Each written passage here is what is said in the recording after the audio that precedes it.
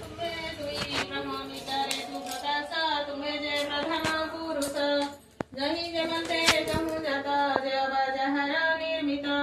जेवा जही जथा लभे हर प्रयोजन भावे संबोध होइए संसारे प्रत्येक प्रधान ईश्वरे तुम्हारा सृष्टि जगत स्थावर आदि नामत एहर देहे तुम्हे पसी प्राणी जीवन को आश्वासी प्राणी तो अंश पुरुषे सृष्टि करती जे विश्वासे रांग शक्ति तुम्हे धरी अचेत चेत जे करी ब्रह्मर तेज अति प्रभा बर बल नाना शोभा चंद्राग्नि रवि रक्षमाणी निर्दोष जिमुता बिजुली भूमि बुदरंकु जे परी धृति सुगंधादि करी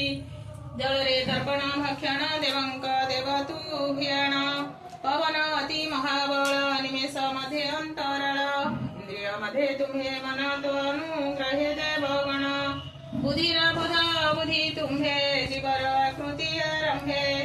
आत्मा कळत्रय सयने तुम्हारा माया जोग बळे एघेनी अनुमान कले माया न लागे तुम्हा तुले नाना विकारंक प्रमाणे वचन कृष्ण सुनी विश्वासे जोड़ी बेनी कर कमल कोमल वचन मधुर श्रीवन वाच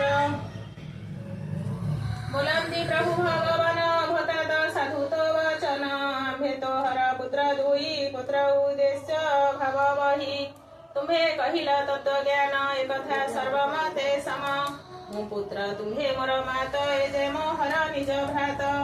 ऐश्वर्यवती धन जेते सर्व विचार एहि मते ईश्वर माया संसार एणे भ्रमंती सुर नर